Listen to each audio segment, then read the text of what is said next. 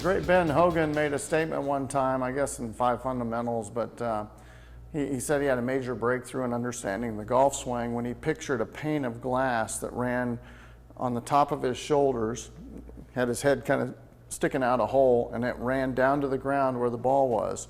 And that if he could swing underneath the pane of glass, he could have a more accurate, more powerful golf swing. Kind of gave him a mental picture that enabled him to swing more consistently. So I had a similar breakthrough in instruction, trying to train students by coming up with a concept I call the pen and the rubber band. And years ago, when we started training with golf, we didn't have iPads and computers and motion analysis and launch monitors. We had television sets with video.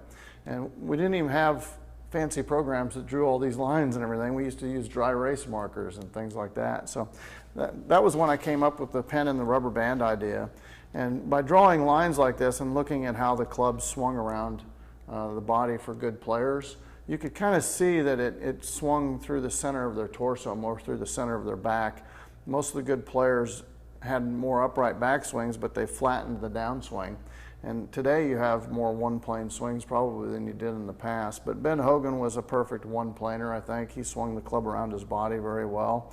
So I came up with this concept to kind of explain how the club can be thrown back and forth by rotating the torso. So I just clipped a rubber band underneath this clip, and then this right here, and we'll do a close-up. Okay, so when good players hit a good golf shot, you can see the torso here, the swing plane dissects right through the center. And this was kind of what the pen and the rubber band concept was all about. This would be your torso, this would be my head up here, the rubber band represents your arms and the club.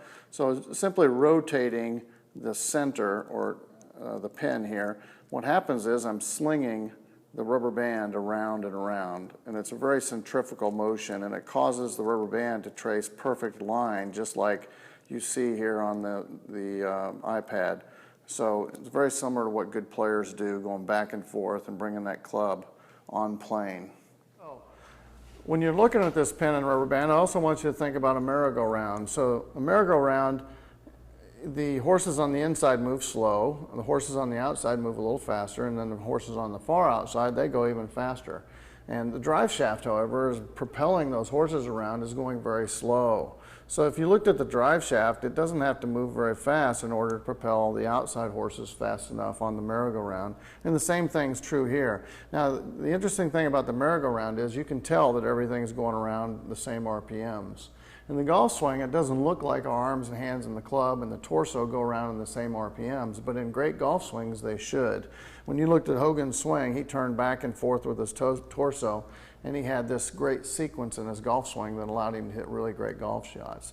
So picture the merry-go-round and picture the pen and the rubber band, and let your arms and hands swing loose and relaxed around your body, and have your body do the propelling, okay? Have your body rotate back and through, just like this pen and rubber band.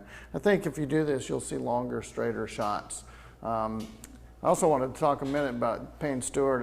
You know, if you looked at Payne's swing in years past, he had this loose, free, almost handsy, armsy looking golf swing. And by looking at it, you'd think he'd be kind of a wild ball striker. But Payne was known for being very accurate, very straight ball striker. And it's because he had this loose feeling of just propelling the club back and forth with his torso, and he had a very accurate rotation. Obviously, if you rotate really well, you can hit really, really accurate golf shots. So keep that in mind when you're working on this, that you can be loose and relaxed and still hit very, very accurate straight golf shots. And also the relaxation gives you more club head speed. So be the pen and the rubber band and go out there and let yourself let it fly and watch how much further and straighter your shots go. Thanks, and come back and see me again.